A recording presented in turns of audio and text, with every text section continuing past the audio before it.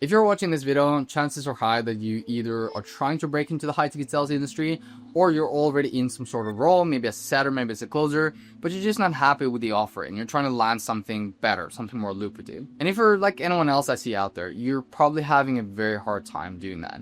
Maybe even wondering, am I good enough to do this? Are there enough opportunities? Is the industry too saturated? But as a matter of fact, from my experience of helping a lot of people get into the industry and also hiring for a lot of companies out there, I run a sales agency for 7 and 8 figure info businesses. We hire a bunch of salespeople. We help recruit a bunch of salespeople. And I have so many companies reaching out to me saying that we can't find good setters and closers. The problem is not the access to opportunities. As a matter of fact, the problem is very simple. It's annoyingly simple. It's that the focus for a lot of people who want to get into this industry or to grow in this industry is, I just need to get better at sales and I'm going to get better opportunities.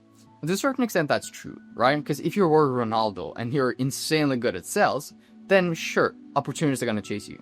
But until you have that experience, it's just not going to happen. But the problem here is that they never focus on developing what I think is the second and actually the most important skill to be able to succeed in this industry, which is the ability to create good opportunities for yourself. Because you can be mediocre at sales and make really good money. As one example, there's this guy I was helping get into this industry who had very little sales experience. Very quickly, he got to $9,000 a month. This was in, I think, his first 90 days. In his first 6 months, he just touched on $18,000 a month. And he was decent at sales. It wasn't insanely good, but it was an incredible opportunity that he got him. And so the point here is that you can be okay at sales. Probably your existing sales skill set is good enough. You just need better opportunities. But the problem is that most people never learn how to do that. They never take enough time to develop that skill. And that's why they do that copy-paste, DM blasting everywhere. And then they just look in Facebook groups and then they say it doesn't work. So what I want to do in this video is I want to give you 3 principles that you can follow to make it a lot easier to find these roles.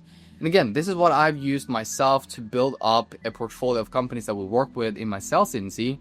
In the beginning of 2024, we had basically no clients. At the end of the year, we have clients who are paying us over $130,000 a month in team commissions. And it's all using these 3 principles, right? So it's a little bit high level. The details we can do in another video, but I want to make it very simple for you to start thinking differently about how to find these opportunities. So the first one is be creative, right? And what a lot of people do is they just look after drop shipping or trading or some other, SMMA guru or something like that. And first of all, these industries are it's a horse that's been beaten to death quite a few times. And a lot of people in the marketplace are tired of them. Some still sell, but that's not the point. The main point is that they have 1,000 people who are lining up, DMing them like, hey bro, can I get a setter role? Can I get a closer role? And so what are the chances they're going to choose you if they have so many people applying for a role, right? They go into Instagram, they find these people who have hundreds of thousands of followers, and they hope that they're going to open their messages. But they also have, a DM setters, they have other people responding to, so you're never going to get in front of them. So be a little bit more creative. And I'll give you one example. So one of the companies that we work with, it's a company that does government contracting. So it's not one of the make money online things. It's a B2B consulting offer. It helps businesses do business with the government, and we sell for, $15,000 plus. And so that's a very unique offer. And it's an offer where it's not that much competition in the sales space. And they also have a blue ocean in terms of their marketing. And so the first principle, again, is be creative. Be creative in who you find, what kind of offers and industries you want to go after. Stop just going for the most common and beat to death industries like SMMA, dropshipping, trading, crypto, etc. I'm not saying there's not good opportunities to be found, but everyone's trying to look that. And so an exercise to do here is to take a piece of paper, write down bullet points from 1 to 20, and then you have to write down 20 different offers that you could work with. And so one example could be consulting offer helping plumbers scale their business and go from a one-man show to building a big company that can sell for millions of dollars, right? Kind of like Alex Ramosi did for gyms, just with plumbers. So this is what I mean when I say write down offers. And so write down 20 of them. And then the first 5, cut them off the piece of paper and then just burn them. Because this is going to be what everyone else does, right? The trading and crypto and SMMA and everything. And so this exercise just forces you to think outside of the box, be a lot more creative. And I promise you, if you start going fishing in the blue ocean, it's a lot easier to find goals. The second principle is to be genuine. So many people just copy paste the template and you just get that feeling that, hey, this is not for me. This is just like for everyone. And, you know, I kind of use this analogy of dating, right? If you go up to a girl in a bar and you make her feel like she's the one, she's the girl that you want to talk to, and, you know, she's so special, you wanted to talk to her, like, you know, she's the only one you see in the bar, you're gonna have a much harder chance than if you have the same pickup line with like this girl and that girl and this girl and that girl, and then this girl who's been seeing everything, now you go and ask her. Because now she's like, what the fuck, I don't want to be number 15. And that is what you're doing if you're just copy pasting messages online. It does work. And believe me, I tried with hundreds, if not thousands of these messages. It doesn't work in this space. And so be a lot more genuine, right? If you see a piece of content that they made that made you feel something, you got inspired by it, you got, you know, very curious about it, you want some more context on it, ask these questions. Because people love talking about their own offer. They love talking about their company, but only to people who genuinely care and where they don't feel like there's some ulterior motive. I'm not sure if I'm saying that right.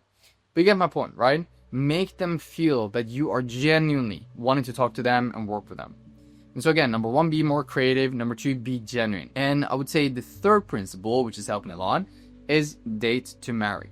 So when you go in and you're going to go on a date with a girl, if you have the intention of, hey, I just want to have fun, I want to, you know, have someone that I can just, you know, spend my Saturday nights with, then you're going to have a very different outcome than if you say, I'm looking for a wife. I'm looking for someone to marry, to have kids, have a family with, because your intentions are different. And you're going to have different standards for what you accept. And the whole point here, it's about long-term perspective. Because short-term, you might make money with an offer. You might say, you know what? Let me work with a trading offer. I don't really, you know, want to sell that. I don't believe in selling that to people. But let me just do it short-term. I can make some money. But long-term, it's not going to build a good career. For example, one of the offers I work with, it's a real estate investment coach.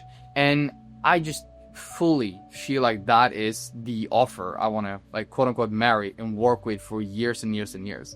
And that is why it's been working so well, because again, it's a little bit more of a creative offer. I was very genuine when I got in touch with them and said, look, I think that this offer can be this big. I want to be a part of that. I want to make that happen. And I have a very different criteria than if I said, look, can we make some money next month or not?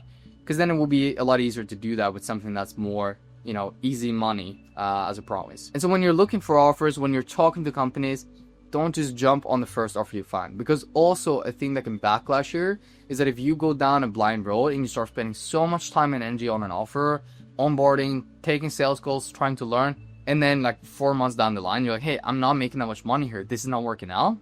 At that point, you wasted 4 months you could have put into something good, right?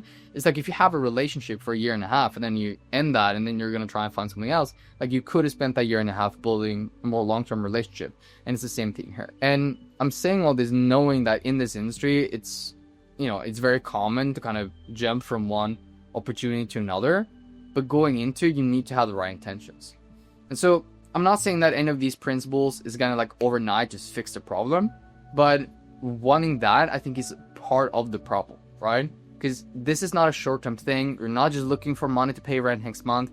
If you're in this Thursday, you're looking for a long-term career to build in this industry. And it should take some work. It is difficult. But at the same time, there's so much demand out there for good people. And so if you can, while you sharpen your sales skills, learn how to find these more creative offers, you're genuine in the way you reach out, you have the right long-term perspective on this, and you show that when you get in touch with these companies, I promise you, there's so many good opportunities out there. And as a matter of fact, I also have another video on this YouTube channel where I show you an example of how I landed an offer and actually became a closer in 30 days. So I would recommend to go check that out. And if you're watching this video and you have still a lot of questions about, you know, what exactly high ticket sales is, how to get into it, I'm also going to link a video here or somewhere here on the screen where I'm going to walk you through a complete beginner's course to high ticket sales, show you with my screen how to find roles, how to get into this, and just try and give away as many of these secrets as possible, because this industry is so big. We need more salespeople. We need more talent. And as long as you focus on doing things right and you have this perspective, following these principles, I know it's very possible to build a career in this industry for yourself because I've seen so many people and helped so many people do this. And if you feel like this was helpful, then go below this video, click like, subscribe, and check out some of the other videos.